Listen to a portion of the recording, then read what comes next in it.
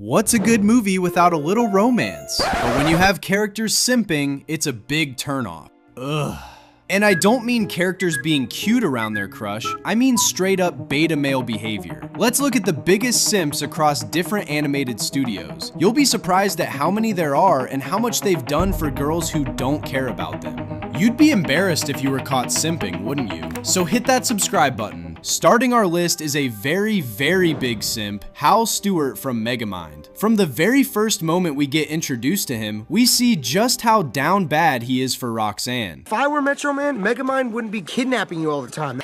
That's sweet, Hal. The way he keeps trying to win her over with compliments is very sad to see in a funny way. And the way he just takes back what he says the moment he realizes that Roxanne isn't cool with it is textbook simping. What I was trying to say was they let actual art get onto the news. Nice save, Hal. Did Hal even talk to any girls when he was in high school? What I'm confused about is why Roxanne hasn't taken this up with HR. On second thought, she has this orange head in the friend zone, so I think she sees him as a really good friend. I'm sure if you tell her that Hal has been trying to get with her, she'd laugh it off as a lie. And that's because Hal may be simping hard, but he's not simping right. He obviously does have a chance with Roxanne because this girl does not care about looks. Bernard, I never knew you were so funny. Because if she did, she would have been all over Metro Man, but that's not the case. At number 2, we have Bowser, the main bad guy from the Super Mario movie. He's proof that just because you're an evil turtle bent on enslaving everyone, there's still room in that evil heart for love. I'm about to marry a princess and rule the world. I mean, as much as he's a simp for Princess Peach, you really can't help but notice how intentional he is with his efforts. Love really makes a guy come out of his shell. The musical number doesn't even really begin to scratch the surface. The only reason why he wants the superstar is so he can propose with it. Not because he's some greedy overlord who likes hoarding things, but simply because he feels it will impress his crush. In Bowser's mind, he feels grand acts like this are what will have Princess Peach head over heels for him. Nobody on this list has had somebody dress as their crush to practice their proposal. Here we have Bowser doing the most for a girl who really doesn't care much about him. Ho, ho, ho, wedding bells. Well, what if she says no? I mean, you can't even talk about Princess Peach around this dude. He'll let you know how upset he is. But like the average simp, he does get his heart broken, and not in an easy letdown type of way. You really thought I'd marry you? Kinda. Bro really did all of that to have his girl taken from him. At least we see why Bowser hates Mario and his brother so much. I think you can start to recognize a pattern. When villains who are simps don't get with their crush, they tend to resort to violence as if that's going to solve anything. But a real simp, a true simp, would just accept it and still profess their love, knowing they can never be with who they love. In case you think that no animated character like that exists, you're in for a real surprise. This next character simps like an animal. Well, because he is. Melman from Madagascar is as memorable as the other characters, just not for the same reason. His endless and boundless love for Gloria was really some next level simping. It felt like any time he thought he was going to die, he would blurt out and confess how deeply his love for Gloria was. I love you, Gloria. I always have. Sometimes it worked so well, and sometimes Melman was better off keeping it to himself. At least his simping got him the girl in the end. You and me for the next 18 hours. I'll take whatever you got. Come on, at least one simp here deserves a happy ending, and I'm glad that it was our favorite giraffe that got the girl at the end of the day. Imagine if he didn't? During Madagascar 2, Melman walked on Gloria and Moto Moto about to get their freak on and proceeded to pour his heart out. Listen, Mototo, you better treat this lady like a queen.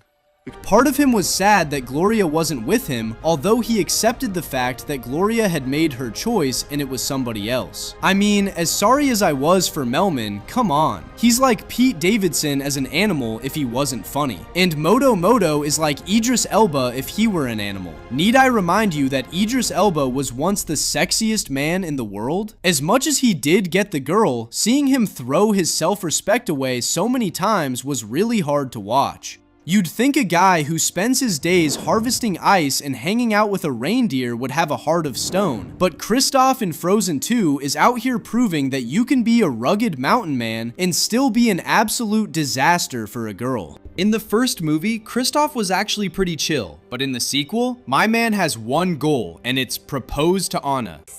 Oh, come on. She couldn't act out.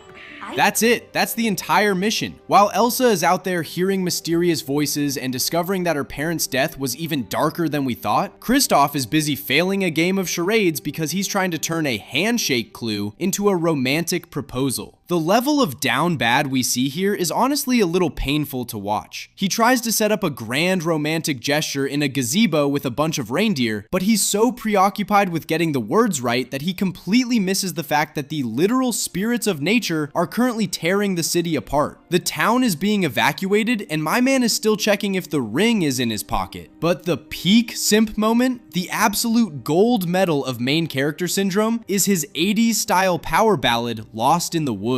I mean, look at this. Anna and Elsa have to rush off to the enchanted forest to find the source of the voice, and because they leave while he's distracted talking to a guy named Ryder about reindeer mating calls, Kristoff has a full-blown existential crisis. He's out here with a choir of reindeer backup singers, hitting high notes and leaning against trees because his girl went off to do her job and didn't hold his hand the whole time. He literally sings, "Who am I if I'm not your guy?" Bro, you're an ice harvester with a sled and a giant reindeer. However, even though he's simping hard, he does pull off the ultimate supportive partner move at the end. When Anna is leading a literal army of earth giants to destroy the dam, Kristoff doesn't show up and demand to know why she ditched him in the forest. He doesn't make it about his feelings. He just swoops in on Sven, scoops her up from the path of a giant boulder. It's the most beta move that's actually an alpha move. He basically accepts his role as the getaway driver for her hero arc. By the end of the movie, she's the queen and he's basically her trophy husband. At number 5, we have Ken, Barbie's better half. At first, it's dead obvious that they're into each other. Love your leg warmers. Nice ass cut.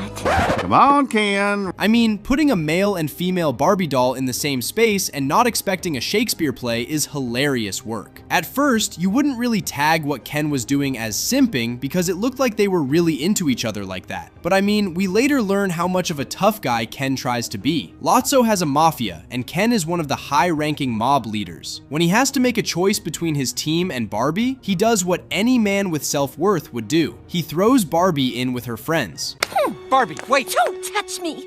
We're through. Barbie, I did. Hold on, I know this is a video about simps, but we're not done talking about Ken yet. After throwing Barbie aside, she still listens to Barbie's plea, and guess what he gives in? You gotta do what I say. I will, Ken. I promise. In the biggest simp move of the entire franchise, Ken picks a girl over his duty. How does this turn out? Well, Barbie was just faking it. She knew Ken had a soft spot for her, and she took advantage of it. Barbie?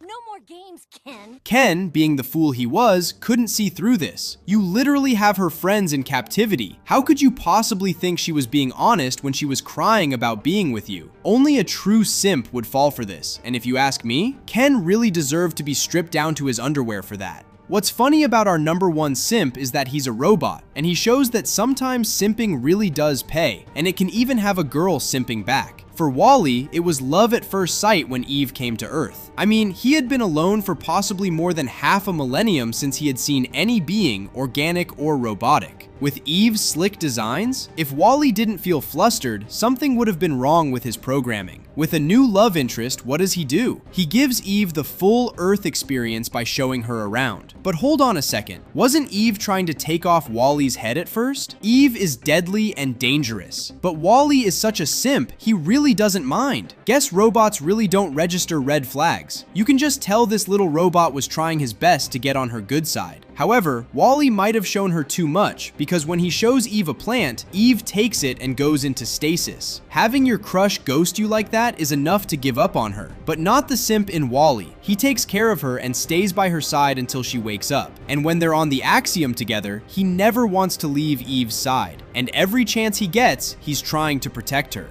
Wall-E really thought that Eve getting a deep clean was her being tortured. He tried to spring in, hoping to save the day, not knowing he was making things worse. And when I say this isn't the biggest simp thing he did, I really wish I was kidding. In a desperate and selfless attempt to stop Otto, Wally lets himself get crushed in a shaft. And from Eve's reaction, you really start to believe that Wally really had her in her feelings. Wally really won because Eve stayed by his side as he was getting fixed. When he came online, he was brand new with no memory of their romance and adventure. But Eve still had those memories, and she held on to them dearly. So she started showing Wally around and simping for him. Our robot pal may have been a simp, but the love between him and Eve wasn't one-sided. There you have it, 6 of the biggest simps ever animated. Who do you think at least deserved a chance with the character they were simping for? Let us know your thoughts in the comment section. And go check out our other videos if you liked this one. And if you haven't subscribed, hit that subscribe button.